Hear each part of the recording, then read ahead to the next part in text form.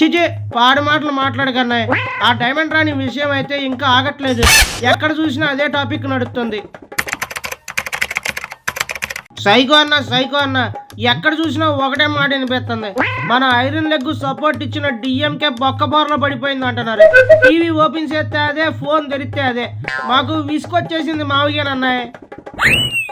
ఇదిగో గుట్కా, అవి ఈ చెవితో విని ఆ చెవితో వదిలేయాలా? డైమండ్ రాణి లెగ్ సంగతి మనందరికీ తెలిసిందే కదా. కానీ మీములు చూస్తే నవ్వాలో ఏడవాలో అర్థం కావట్లేదు. ఐరన్ లెగ్ అంటూ ఓ ట్రెండ్ చేసేస్తున్నారు. వాళ్ళు ట్రెండ్ చేస్తే మనం కౌంటర్ ట్రెండ్ పెడదాం. కౌంటర్ ట్రెండా? అదేందన్నా? మన పేటిఎం బ్యాచ్ కి నేను చెప్పినాను కదా, ఆ విజయ్తో ఉన్న నా ఫోటోలు బయటకు తీసి ఓ ప్రచారం చేయమని. అవునవును, అవి కూడా చూస్తున్నా అన్న. నువ్వు విజయ్తో కలిసి ఉన్న ఫోటో పెట్టి సింహాలు సింగిల్ గా వస్తాయని బిల్డప్ ఎత్తున్నారు మన వాళ్ళు. పాలిటిక్స్ లో నా రూటే సపరేట్. ఎలాంటి నెగిటివ్ నైనా మనం పాజిటివ్ గా మార్చుకోవాలా. కానీ అన్నయ్య, సింహం సింగిల్ గా పోటీ చేస్తుందని చెప్పావు, నువ్వేమో ఓడిపోయావు. అక్కడ సింహం గెలిచిందిగా. ఇదిగో ఎక్కువ మాట్లాడుకో, నేను చెప్పింది విను. ఏం చెప్తావన్నా నా గుట్టకలోది.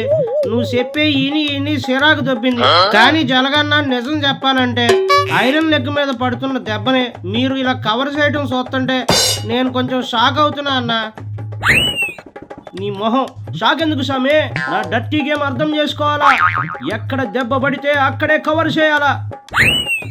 కానీ సైకో అన్న, జనాలంతా మనల్ని చూసి నవ్వుకుంటున్నారు. మీరు మాత్రం ఫోటో పెట్టి మన సపోర్ట్ వల్లే విజయ్ ఎదిగాడు అన్నట్టు బిల్డప్ ఎత్తున్నారు. అదే కదా మరి పాలిటిక్స్ అంటే. జనాలు ఏం మాట్లాడినా మనకు అనవసరం. వాళ్ళు నవ్వుకున్నా అవి మనం చూడనట్లే ఉండాలా. మన కథ మనమే సరికొత్తగా రాసుకోవాలా. నువ్వు మామూలుడివి కాదు సైకో అన్న.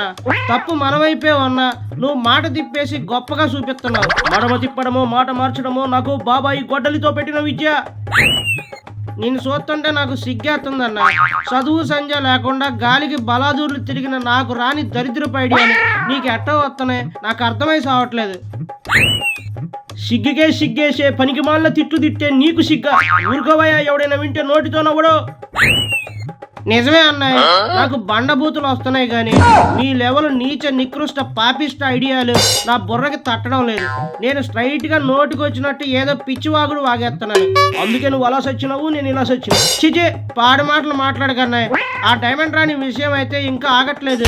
ఎక్కడ చూసినా అదే టాపిక్ నడుస్తుంది. 2 రోజులు ఆగితే మరో టాపిక్ వస్తుందిలే గుట్కా. టాపిక్ డైవర్ట్ చేయడం మనకి అలవాటే కదా.